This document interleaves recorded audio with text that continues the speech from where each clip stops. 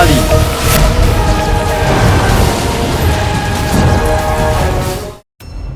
ওয়াজিরে আলা, এবার আমার যাওয়া উচিত। অনেক রাতও হয়ে গেছে আর তামাশাও।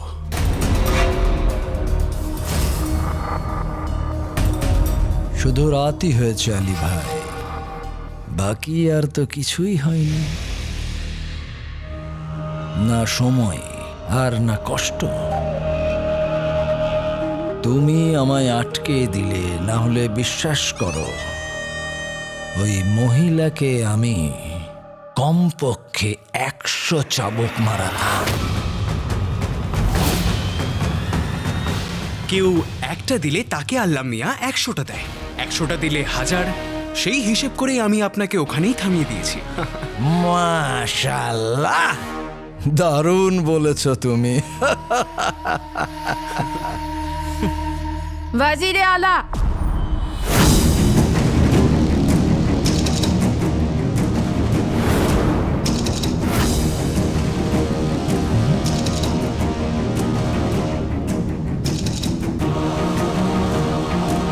আমি তো ভেবেছিলাম যে আপনি রাজকুমারী ইয়াসমিনকে ঠিক করার জন্য খুব চেষ্টা করছেন।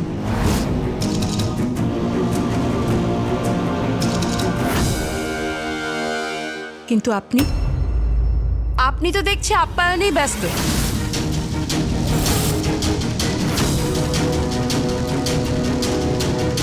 আপনি এখনো আমায় বুঝতে পারেননি।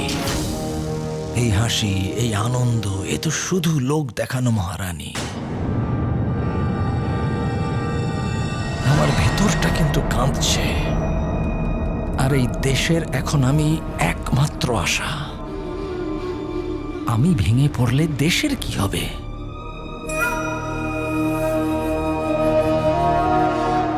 সুবেদার গুলবদন,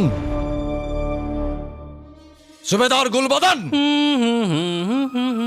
সুবেদার গুলবদন। আগে আদাব। সুবেদার গুলবদন, আমি তোমায় বলেছিলাম এই কথাটা পুরো শহরে ঘোষণা করে দাও যে যে কেউ রাজকুমার ইয়াসমিনের চিকিৎসা করতে পারবে তাকে আমি তার ইচ্ছে মতো পুরস্কৃত করব।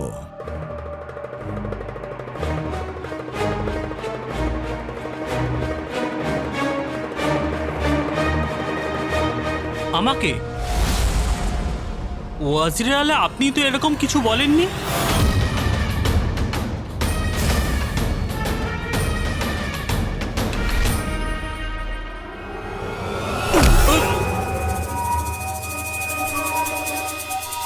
পড়ে গেছে, সব মনে পড়ে গেছে। শহরের প্রত্যেক গলি আর প্রত্যেক কোনায় এই কথা ঘোষণা করা যে আমি রাজকুমারী ইয়াসমিনের চিকিৎসা করানোর জন্যে আমার সমস্ত রাজকোষ নিঃশেষ করে দিতেও রাজি।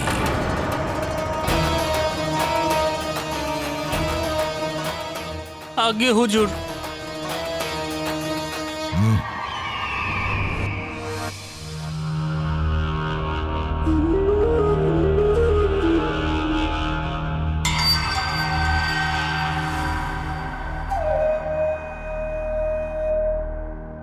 এই কঠিন সময় আমি আপনাকে সাহায্য করতে চাইব।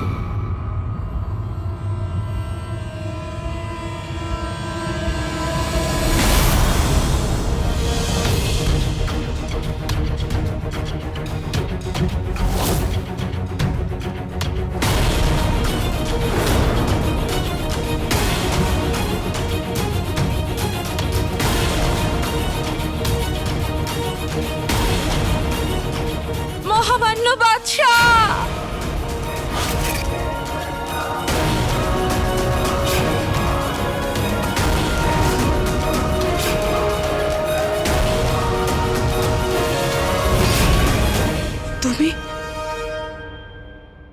তুমি তো আলাদিন,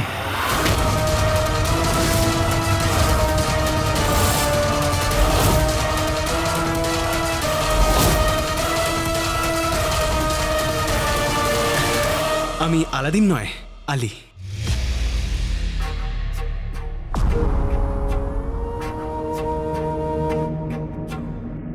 সওদাগর আলী, কিন্তু দুর্ভাগ্যবশত আমার চেহারা ওর চেহারা আমার সাথে মিলে। ওই আলাদিনের, যে বাগদাদের মহামান্য বাদশাকে খুন করেছে। এরকম ঘটনা কাহিনীতেই হয়, বাস্তবে নয়। ওয়াজিরে আলা, একে এখনই আপনার গ্রেফতার। দায়িত্ববান ওয়াজিরে আলা আলাদিনের সমাধি ভেঙে তার হাড়গোড় দেখে নিয়েছেন। তবে আপনাকেও যদি বিশ্বাস করাতে হয় তাহলে আমি সব পরীক্ষা দিতে রাজি আছি মালিকা বেগম।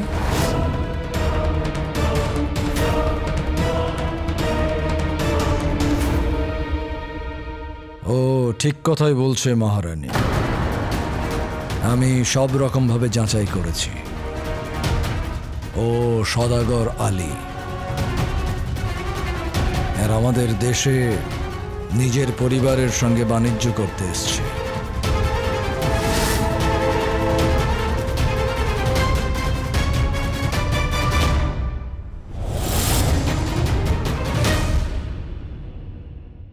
আপনজনদের হারানোর কষ্ট আমি খুব ভালো করেই জানি মালিকা বেগম।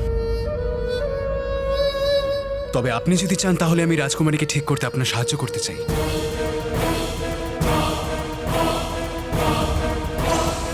এই সব ব্যাপারের মধ্যে অযথা নিজেকে কেন জড়াচ্ছ আলী ভাই? তুমি এই বাগদাদে বাণিজ্য করতে এসছো, বাণিজ্য করো। আমি রাজকুমারী ইয়াসমিনের হবু স্বামী, আমি রাজকুমারী ইয়াসমিনকে ঠিক করে দেব।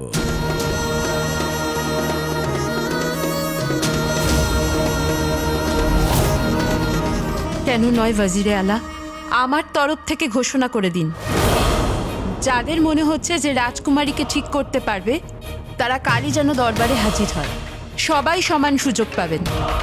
আমি আমার মেয়েকে ঠিক করার জন্য সব রকম চেষ্টা করব।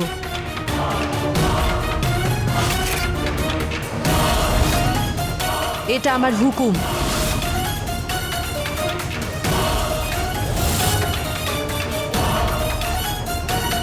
আজ্ঞে।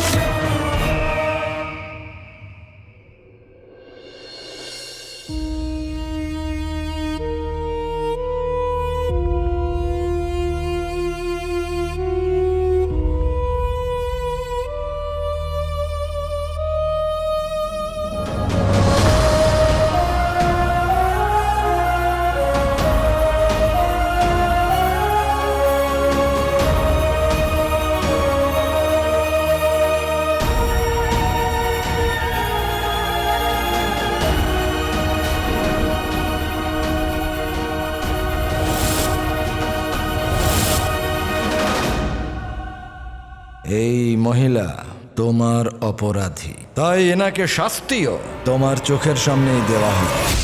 ওনাকে 100 চাবুক মারা হোক। মারো।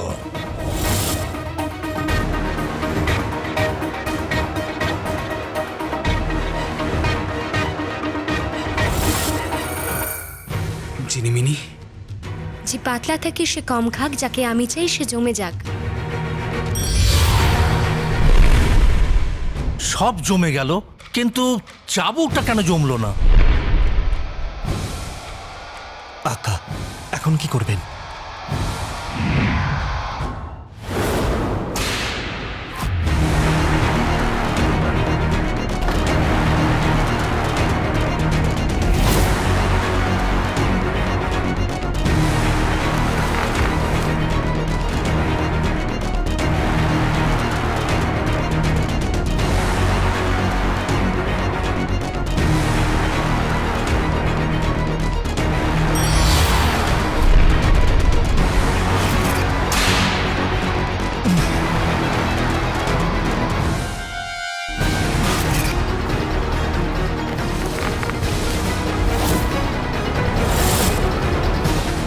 এসব কি ওয়াজিরে আলা?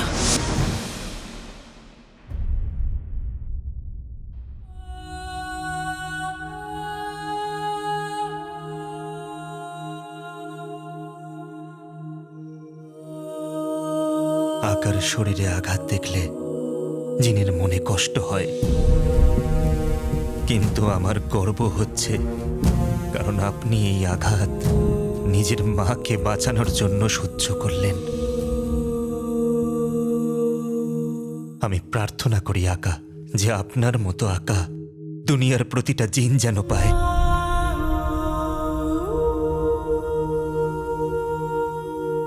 আর আমি প্রার্থনা করি যেন আমার মতন ছেলে কোনো মা না পায়।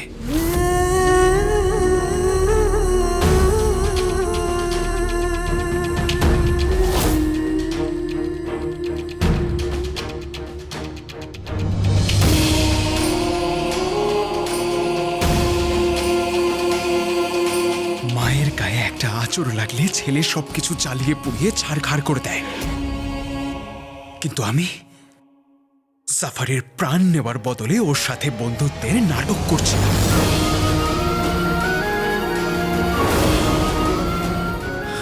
এটা কিরকম অবিচার!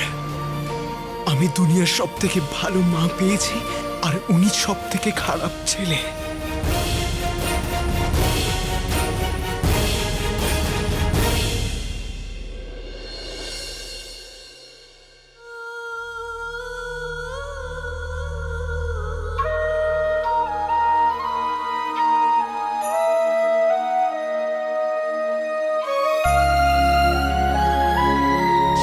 সরে যান!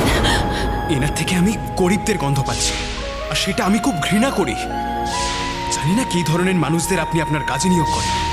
ও আমার ছেলে ছিল না, কেননা আমার ছেলের মতো কেউ হতেই পারবে না।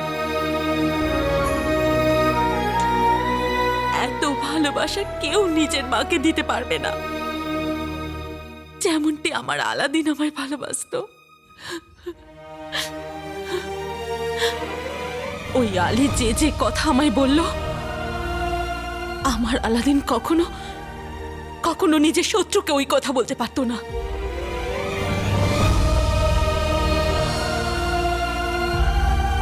আমাকে ক্ষমা করে দাও মা। জাফরকে নিজের জালে ফাঁসানোর জন্য তোমাকে ওই সব কথা বলতে হয়েছে।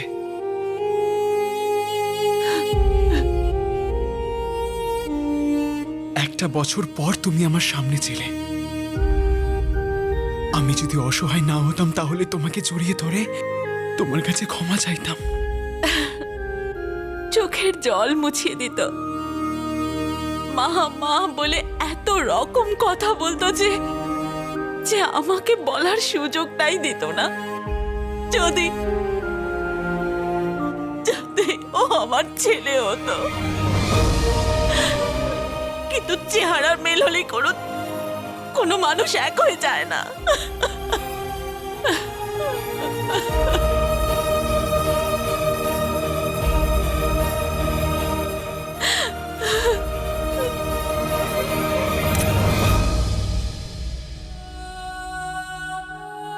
আকা,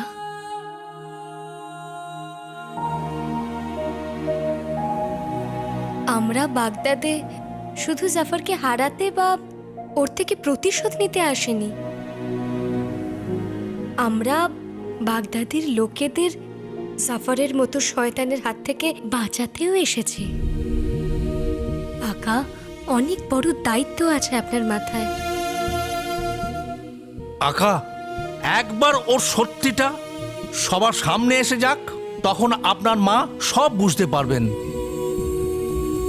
তারপর সে এবং পুরো দেশ আপনাকে নিয়ে গর্বিত হবে। তার জন্য আপনাকে একটু সাহস আনতে হবে আকা। আলাদিন,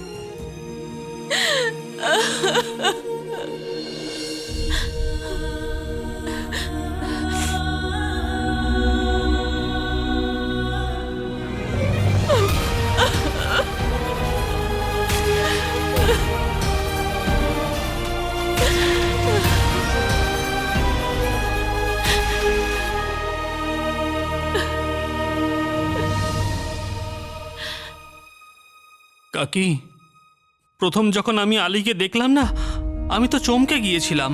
আলাদিন ভাই আমার ভাই ছিল, কিন্তু তোমার তো ছেলে, তাই না? জানি না তুমি নিজেকে কিভাবে সামলাচ্ছ। এক মুহূর্তের জন্য আমিও বেসামাল হয়ে গেছিলাম গুল্লু, কিন্তু কিছুক্ষণের মধ্যেই বুঝতে পারলাম যে ও আমার ছেলে কিছুতেই হতে পারে না। কাকি, ও তো আমার ভাই আলাদিনের যোগ্যই নয়।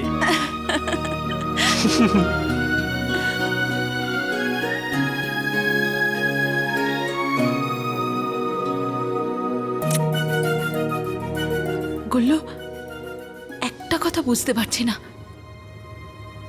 চাবুক তো আমার পিঠে পড়ল কিন্তু ব্যথা হয়নি। অদ্ভুত ব্যাপার না?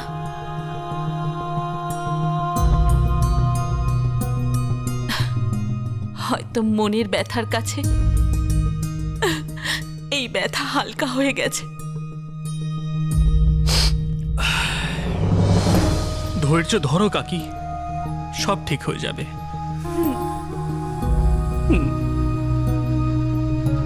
আমি ঠিক আছে গুল্লু, আমার শুধুমাত্র রাজকুমারীকে নিয়ে চিন্তা।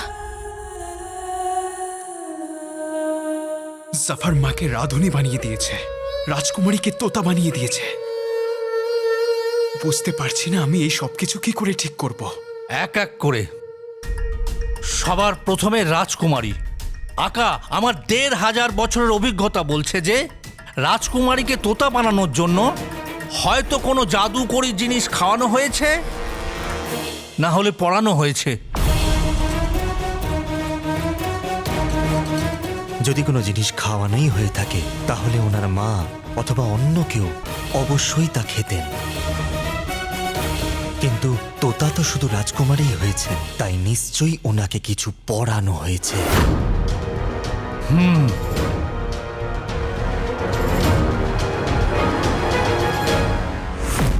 কারণ যাই হোক, আমায় কালকের মধ্যেই রাজকুমারীকে ঠিক করতে হবে। আর যতদূর আমার বিশ্বাস যে এর পিছনেও জাফরের হাত রয়েছে, যার জন্যেও জিনুর জাদু ব্যবহার করেছে।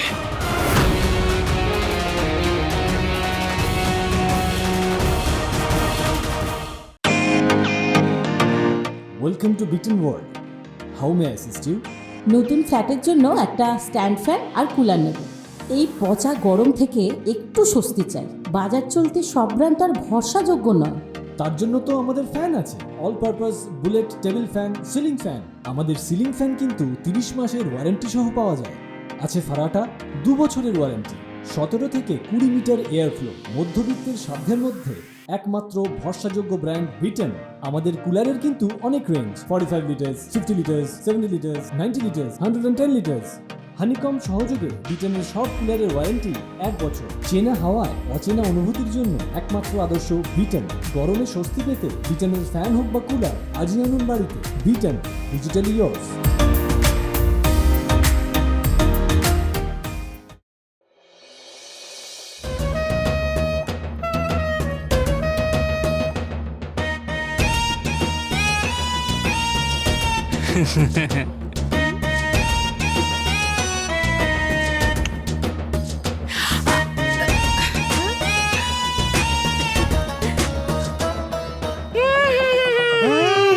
তুমি কখনো করেছো? শোনো শোনো শোনো, বাগদাদের পরবর্তী রাজা ওয়াজির আলা জাফরের নির্দেশ, যে রাজকুমারীকে তোতা থেকে আবার মানুষ বানাবে তাকে পুরস্কার দিয়ে ভরিয়ে দেওয়া হবে। কোমর বেঁধে পৌঁছও রাজপ্রাসাদে, জাদু দিয়ে ঠিক করো রাজকুমারীকে। পুরো চেষ্টা করো, আজ সবাই সুযোগ পাবে। তাড়াতাড়ি যাও, দাঁড়িয়ে আছো কেন? সত্যি সত্যি দেখছি বোকা হয়ে কেন? সোনার আসর ফিরতে গুল্লু সোনা, রাজকুমারীকে যদি অন্য কেউ ঠিক করে দেয় তাহলে আমার উন্নতি, মানে বলতে চাইছি তোর উন্নতির কি হবে সোনা? মা, আমি তো এই খবর পুরো শহরে প্রচার করে দিয়েছি। আরে এটা তুই কি করেছিস গাতার বাচ্চা? যা বলেছিল তাই করেছি। আরে সোনার আসর ফিরতে অলক্ষণে কথা বলো না তো, চলো প্রাসাদে যাই। আমরা যদি সবার আগে পৌঁছাই, হতে পারে রাজকুমারীর চিকিৎসার প্রথম সুযোগ আমরাই পেয়ে যাবো। যাও যাও যাও, তাড়াতাড়ি।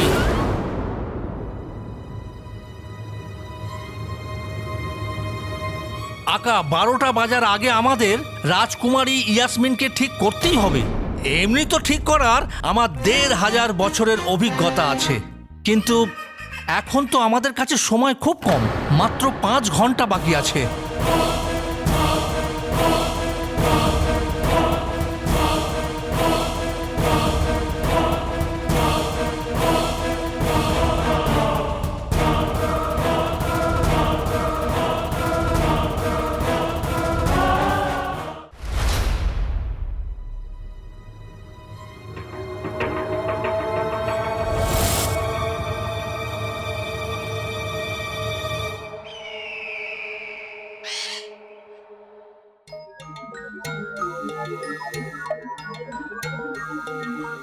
আমি কোনো কথা সোজা কেন বলবো?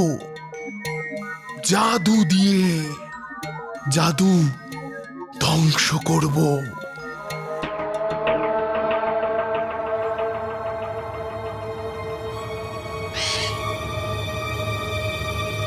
শুনুন, আপনি এখানে রাজকুমারীর চিকিৎসা করতে এসেছেন, এই দরবারের সময় নষ্ট করতে নয়, বুঝলেন? হুজুর, আপনি শুধু ওটা রাখবেন। ধৈর্য। আমি রাজকুমারীর ওপর ওটার বৃষ্টি করব, জড়িবুটির। হ্যাঁ, যদি এনার আশেপাশে নীল ধোঁয়া বেরোতে থাকে তাহলে বুঝে যাবেন যে এনার ওপর কেউ ওটা করে দিয়েছে, কালো জাদু।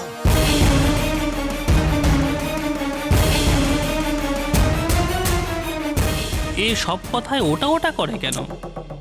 দেখো না, আমি কোনো কথা সোজা কেন বলবো? জাদু দিয়ে জাদু ধ্বংস করব, ধ্বংস করব, ধ্বংস করব।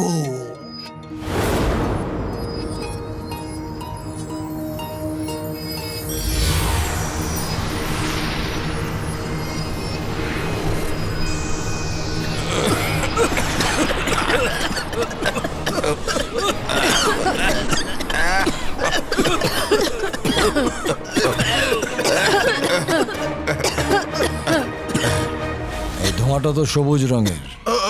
হুজুর, ওটা করে দিন, ক্ষমা করে দিন। কিন্তু আমি বিশ্বাসের সাথে বলতে পারি যে রাজকুমারীর উপর যে কালো জাদু হয়েছে সে বড় ওটা ভয়ানক। হুজুর, আমি আরেকবার ওটা করে দেখছি হুজুর। চেষ্টা। দাঁড়ান দাঁড়ান, একটু দাঁড়ান। একে এখান থেকে ওটা করে দাও। বিদায়। হুজুর, আমার কথা তো শুনুন। হুজুর, সুযোগ। হুজুর, হুজুর, সুযোগ। এখানে কিছু তো আছে। হ্যাঁ, এখানে ওটা আছে, ওই চকচকে জিনিস যার জন্য রাজকুমারীর এই অবস্থা।